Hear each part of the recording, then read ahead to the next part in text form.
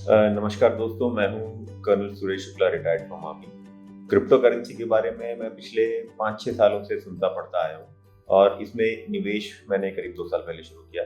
Crypto currency के बारे में अभी भी लोगों की समझ काफ़ी कम है और इस वीडियो को बनाने का पर्पस है आम व्यक्ति को सरल तरीके से इसके बारे में समझाना, जैसे कि क्रिप्टो करेंसी क्या है, ये कैसे काम करती है, ब्लॉकचेन क्या है, इसके प्राइसेस ऊपर नीचे क्यों होते हैं, क्रिप्टो करेंसी माइनिंग क्या है, पीयर टू पीयर नेटवर्क क्या है, इंडिया में क्या ये लीगल है, इसमें ट्रेड और इन्वेस्ट कैसे करना चाहिए। होपफुली ये सारी बातें आपको इस वीडियो के एंड तक क्लियर होंगी। तो एक बहुत ही सिंपल एग्जांपल लेते हैं। दो दोस्त हैं, राहुल और अनूप। राहुल ने अनूप से 100 रुपए का काम करवाया और उसे 100 रुपए कैश उसके पास नहीं थे देने के लिए, तो उसने कहा कि मैं तुझे एक 100 रुपए का टोकन दे देता हूँ। तो अब राहुल और अनूप ने सोचा कि जमाना डिजिटल है, तो इस टोकन को डिजिटल फॉर्म में कन्वर्ट कर लेते हैं। अब टोकन को डिजिटल तो बना लेंगे, लेकिन यहाँ पे प्रॉब्लम ये है कि डिजिटल है तो कोई भी इसको कॉपी पेस्ट कर सकता है, मल्टीप्लाई कर सकता है, या मान लो ईमेल में अटैच करके बहुत लोगों को भेज सकता है, 5 के 500 बना सकता है। तो अब इसका सोल्यूशन ये है कि राहुल ने अनूप को एक टोकन दिया, तो एक कंप्यूटर को इसको रिकॉर्ड कर लिया जाए कि राहुल ने अनूप को एक टोकन दिया है। इस हिसाब रखने वाले डॉक्यूमेंट को कहते हैं लेजर। और अब ये लेजर वो है, इसको अगर 1% मेंटेन कर रहा है तो वो चाहे तो गड़बड़ कर सकता है, इसमें कोई छेड़छाड़ कर सकता है, 1 का 10 लिख दे, कुछ भी कर सकता है। यहाँ पर एक सोल्यूशन आता है इस प्रॉब्लम को सॉल्व करने के लिए कि अगर ये लेजर बहुत सारे कंप्यूटर में स्टोर हो और हर कंप्यूटर में टोटल डिजिटल टोकन कितने हैं, राहुल के पास कितने हैं, राहुल ने अनूप को कितने ट्रांसफर किए हैं, ये रिकॉर्ड रहे, तो कोई उसको छेड़छाड़ नहीं कर पाएगा। यदि एक व्यक्ति उसको गड़बड़ करने की कोशिश करेगा तो वो सारे कंप्यूटर्स में ये जो डेटा स्टोर्ड है वो आपस में मिसमैच होगा और वो पकड़ा जाएगा। अब बात करते हैं क्रिप्टो करेंसी की। ये जो डिजिटल टोकन उन्होंने आपस में एक्सचेंज किया, ये एक तरह का क्रिप्टो करेंसी है। क्रिप्टो मतलब सीक्रेट या कोडेड, करेंसी मतलब गुड्स या सर्विसेज खरीदने का, यानी विनिमय का मीडियम या माध्यम। आपने कई तरीके की क्रिप्टो करेंसीज के नाम सुने होंगे, जैसे बिटकॉइन, ईथर, डोजेकॉइन। ये जो पब्लिक लेजर है, जिसको कि कई सारे कंप्यूटर्स और लोग मिलकर मेंटेन कर रहे हैं, ये पीयर टू पीयर नेटवर्क है। इसका मतलब है पर्सन टू पर्सन नेटवर्क, और कई सारे कंप्यूटर्स के माध्यम से मिलकर इस लेजर को मेंटेन किया जाता है। इसके पीछे एक रेवोल्यूशनरी टेक्नोलॉजी है, इसको कहते हैं ब्लॉकचेन। ब्लॉकचेन 2 वर्ड से जुड़ के बना है, ब्लॉक और चेन। अब जैसे ट्रेन में कई डिब्बे होते हैं, एक डब्बा भर गया तो हमने एक दूसरा डब्बा लगा दिया, दूसरा डब्बा भर गया तो हमने अगला डब्बा लगा दिया। इस तरह से ब्लॉकचेन भी काम करता है।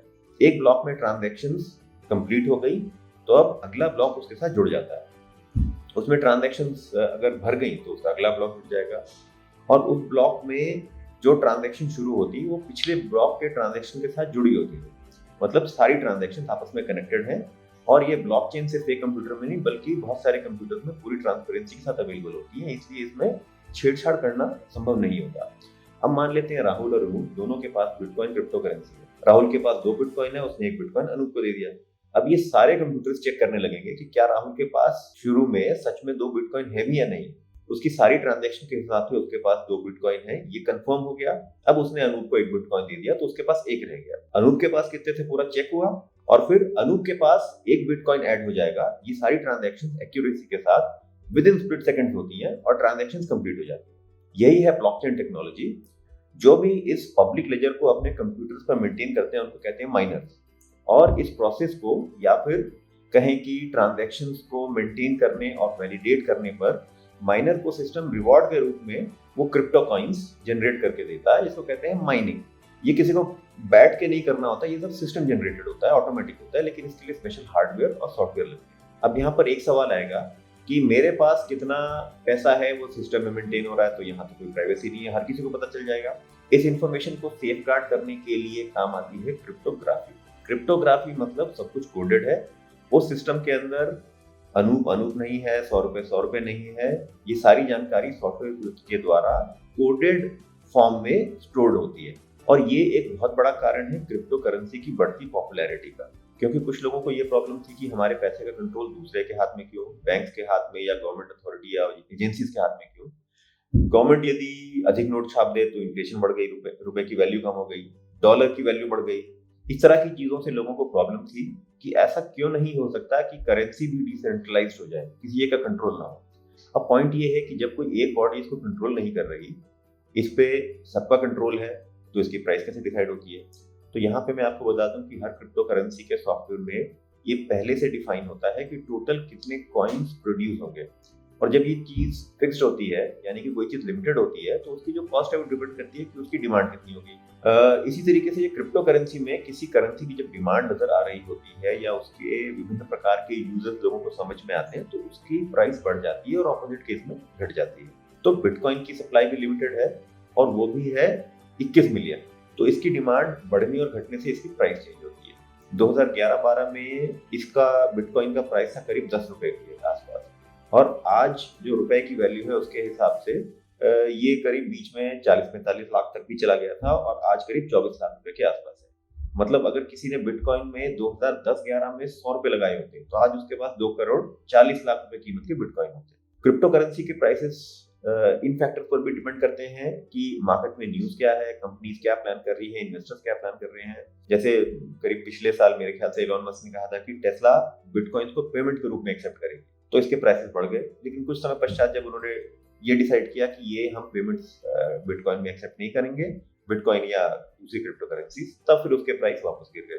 फायदों की बात करें तो एक फायदा ये है कि ये डिसेंट्रलाइज्ड है, कोई भी एक कंट्री या एक गवर्नमेंट या फिर अलग अलग पावर इसको इंडिविजुअली कंट्रोल नहीं करते। इसका ये एक बहुत बड़ा बेनिफिट है कि गवर्नमेंट के डिसीजन की वजह से या फिर दो देशों के आपसी रिलेशंस की वजह से किसी भी फ्लक्चुएशन से आपका पैसा इफेक्ट नहीं हो रहा, आपकी जो फाइनेंशियल कैपेबिलिटी है वो इफेक्ट नहीं हो रही।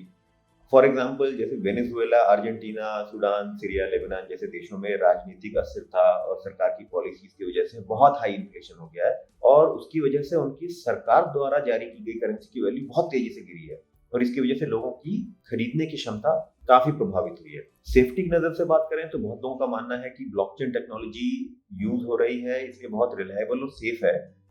इनफैक्ट ब्लॉकचेन टेक्नोलॉजी सिर्फ क्रिप्टो करेंसी में ही नहीं, आने वाले टाइम में education, health care, banking, data management जैसे बहुत सारे एरियाज में यूज की जाएगी। अब डिसएडवांटेजेस की बात करें तो क्योंकि कोई एक गवर्नमेंट इसमें कोई एक अथॉरिटी नहीं है, अगर कोई प्रॉब्लम आती है तो आप कंप्लेन किसके पास करोगे, किस अथॉरिटी के पास? आप आर्बिट्रेशन ले जाओगे, ये किसी एक के कंट्रोल में नहीं है। इसका कुछ फायदा है तो ऑब्वियसली कुछ नुकसान भी है, जिसके सॉल्यूशंस ऑब्वियसली निकाले जा रहे हैं, तो काम हो रहा है। अब चूंकि एक सीक्रेट करेंसी है तो एक नुकसान ये भी है कि इसका इलीगल और अनइथिकल चीजों के पेमेंट में भी इस्तेमाल लोग कर सकते हैं। और तीसरा, ये जो माइनिंग की प्रक्रिया होती है ये इको फ्रेंडली नहीं है, इसमें बहुत ज्यादा इलेक्ट्रिसिटी यूज होती है।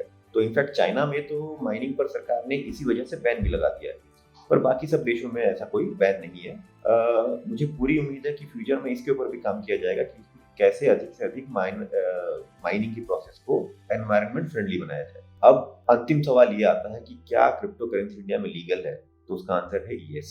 क्रिप्टो करेंसी में इन्वेस्ट करना लीगल है, लेकिन इसको एक लीगल टेंडर के रूप में, यानी कि विनिमय के माध्यम के रूप में भारत में अनुमति नहीं है सरकार और आरबीआई के द्वारा। तो इसमें हालांकि बहुत सी कंट्रीज ऐसी है जहां पे इनको लीगल टेंडर माना जाता है और इसको विनिमय के माध्यम के रूप में इस्तेमाल किया जा सकता है। क्रिप्टो करेंसी में लेकिन इन्वेस्ट करना, होल्ड करना, ट्रेड करना, ये सब इंडिया में अभी भी 100% लीगल है। आप अगर कोई भी क्रिप्टो करेंसी में इन्वेस्ट करना चाहता है और अपने पोर्टफोलियो में एक डाइवर्सिफिकेशन भी लाना चाहता है, तो क्रिप्टो करेंसी के किसी भी एक्सचेंज पर अकाउंट खोलकर शेयर या कमोडिटी की तरह इंडिया में भी इसमें इन्वेस्ट और ट्रेड कर सकते हैं।